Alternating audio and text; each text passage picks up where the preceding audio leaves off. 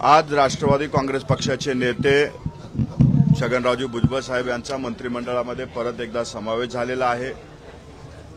आधीच्या काळामध्ये त्यांचा मंत्रिमंडळामध्ये समावेश झाला होता, त्यानंतर काही ठिकाणी त्यांनी नाराजी व्यक्त केली होती, परंतु कुठेही पक्षापासून ते दूर गेले नव्हते। राष्ट्रवादी काँग्रेस पक्षाच्या अनेक कार्यक्रमांमध्ये उपस्थित होते आणि आज खऱ्या अर्थाने त्यांची नाराजी या ठिकाणी दूर करण्याचं काम पक्षाकडनं केलेलं आहे। आज भुजबळ साहेबांसारखा एक अनुभवी नेते हे मंत्रिमंडळात त्यांची परत एकदा वर्णी लागलाय, याचं समाधान पक्ष म्हणून आम्हाला नक्कीच आहे। अजित पवार प्रचंड मोठी चूक करत आहेत, त्याच्या परिणामाला त्यांना सामोरं जावे लागेल असं जरांगे म्हणतायत।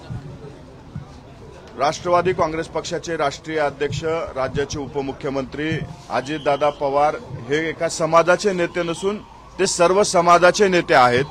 त्याच्यामुळं जरांगे पाटलाने हे बोलल्यामुळं याच्यात काही मला वाटतंय वेगळं विचार करण्याची गरज नाही।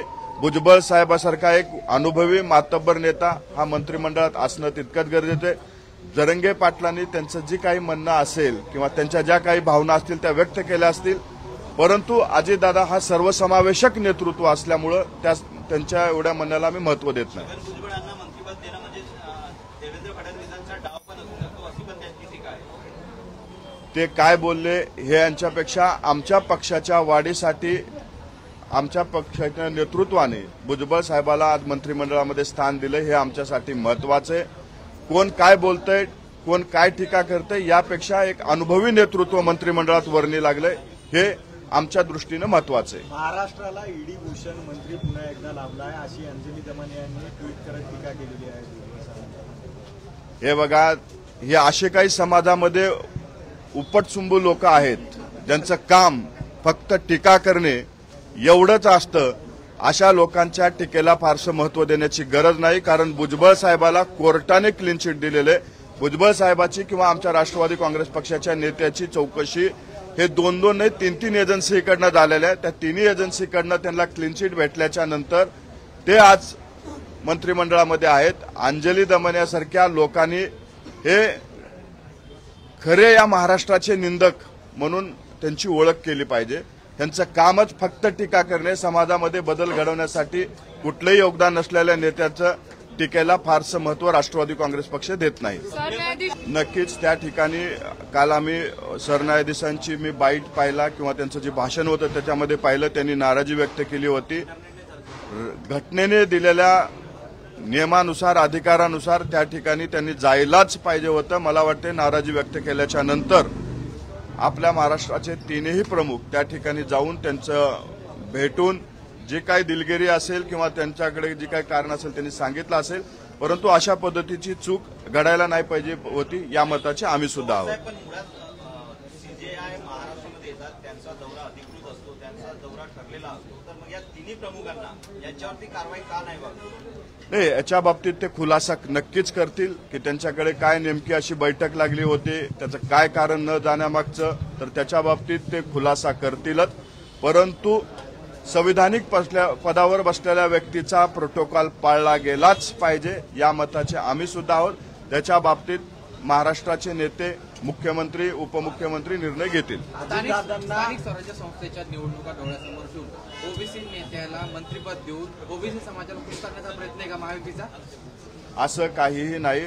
राष्ट्रवादी काँग्रेस पक्ष किंवा महायुतीचं सरकार कुठल्याही निवडणुका डोळ्यासमोर ठेवून निर्णय घेत नाही। भुजबळ साहेबांच्या येण्यानं महायुतीचं मंत्रिमंडळ अधिक बळकट झालं।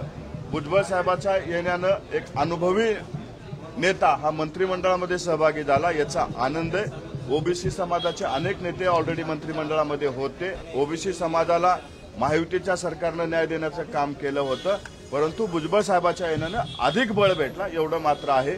परंतु ही निवडणूक डोळ्यासमोर ठेवून नाही, तर मंत्रिमंडळ अजून मजबूत करण्यासाठी केलेलं पाऊल आहे। पालकमंत्री पदाच्या बाबतीत महाराष्ट्राचे मुख्यमंत्री देवेंद्रजी फडणवीस यांच्यावर आमचा पूर्ण विश्वास आहे। पुढच्या काळामध्ये ते महायुतीचे पक्षांना योग्य तो मान सन्मान देतील। जिथलं पालकमंत्रीपद राष्ट्रवादी काँग्रेस पक्षाच्या पारड्यामध्ये येईल ते भविष्य काळामध्ये लवकरच तुम्हाला या ठिकाणी कुठला पालकमंत्री कुठल्या पक्षाचा असेल हे दिसून येईल। तुमची इच्छा आहे का ते? भुजबळांच्या बाबतीत तुम्ही आग्रही असाल का? माझ्या इच्छेपेक्षा माझ्या पक्षाची भूमिका माझ्यासाठी महत्वाची आहे. माझी इच्छा असून चालणार नाही, तर आमच्या पक्षाची आणि महायुतीची संयुक्त काय बैठक होते, त्या बैठकीत काय निर्णय होतो हे महत्वाचं आहे. आणि महायुतीचे नेते जे काही निर्णय घेतील हे सगळ्याला मान्य करावा लागेल. मंत्रिपदाची शपथ घेतल्यानंतर आता भुजबळांची नाराजी दूर झाली असं समजायचं का? 100% ते आधीही नाराज नव्हते. त्यांच्या मनामध्ये थोडीशी खंत होती. नाराज असते तर राष्ट्रवादी काँग्रेस पक्षाच्या अनेक कार्यक्रमाला त्यांनी हजेरी लावलेली नसती.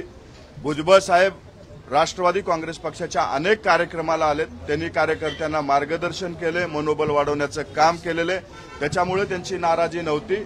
परंतु सुरुवातीच्या काळात जे काही होतं ते आज दूर झालेलं आहे. आणि भुजबळ साहेब आज मंत्रिमंडळात आल्यानं आमचं सुद्धा राष्ट्रवादी काँग्रेस पक्षाचं मंत्रिमंडळ अधिक मजबूत झालं. मंत्रिमंडळामध्ये आणखीन काही मित्रांचा तुम्ही समावेश कराल का? मनोमिलन, कुटुंब मिलन होण्याच्या शक्यता किती? पुढच्या काळामध्ये तुम्हाला बऱ्याच गोष्टी या ठिकाणी पाहायला भेटतील. तुम्ही फक्त जागते रहो एवढंच मी तुम्हाला म्हणेन. अनेक गोष्टी घडामोडी पुढच्या काळात घडून येतील. धनंजय मुंडे यांची रिप्लेसमेंट बनायची का भुजबळांना?